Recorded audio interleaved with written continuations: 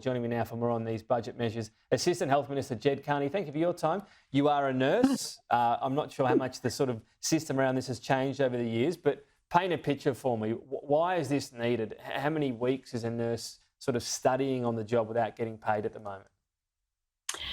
Well, it varies across courses, of course, but if you are a student midwife, you're expected to do many hours looking after women right through from the time that antenatal right through to their birth. Now, this could take you out of the workforce at erratic times.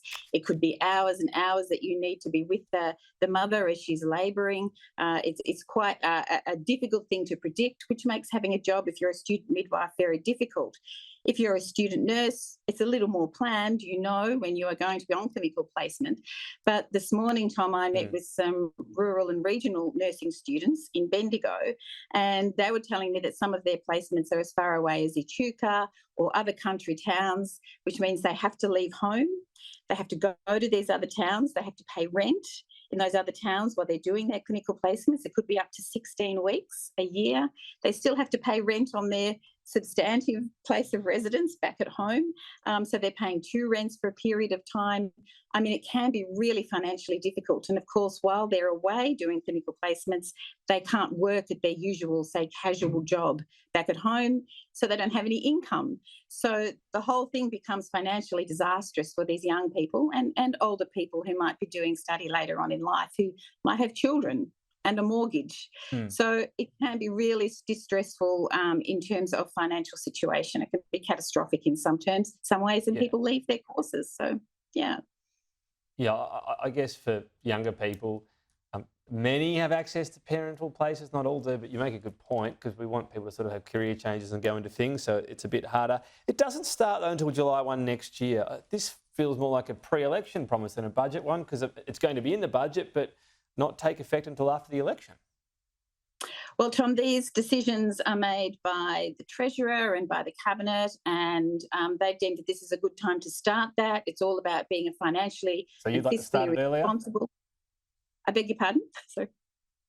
It sounds like you maybe like to start it earlier, but money is a bit tight. Look, as I said, you need to be a responsible government when making these decisions, and clearly that's been dictated by the budget that it will start next year. But as I said, I spoke to a group of nursing students today, and I was greeted with a round of applause. They were absolutely thrilled that this is coming even down the pipeline, and it will be a great help to those nursing students. And we need more nurses, we need more midwives and teachers and social workers who it's going to apply to as well.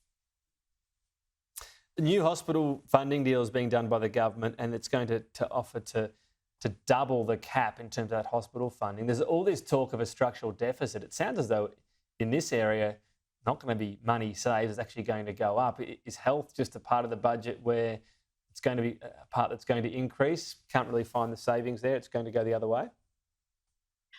Well, there was negotiations with the state, as you would know, the states and territories last year to inject $13 billion into their health system, into the hospital system.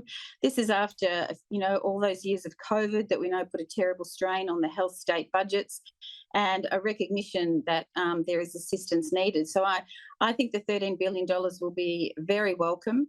The health of the nation is incredibly important to everybody, and I think it's a wise investment.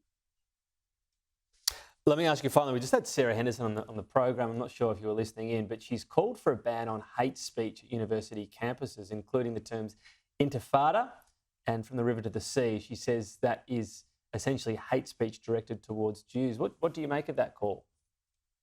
I think that people need to be respectful when discussing very complex global situations, and the situation in the Middle East right now is very distressing, and I think we should be focusing very clearly on a sustainable ceasefire in Gaza and making sure that aid is available to the people there who are suffering right now. I think that should be the focus of the conversation right now. There's no place for discrimination. There's really no place for disrespectful hate speech. But right now, we are very much focused on getting assistance to those people in Gaza.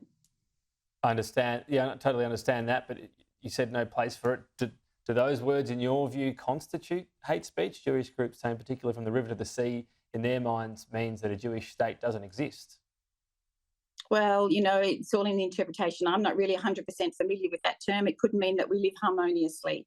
I think what we need to focus on, as I said, right now is not being distracted by this. What we need to focus on is to make sure that there's no place for Okay. anti-Semitism, there's no place for Islamophobia, and we need to be getting assistance to the people who need it right now. Ged Kearney, appreciate your time. Thank you. My pleasure.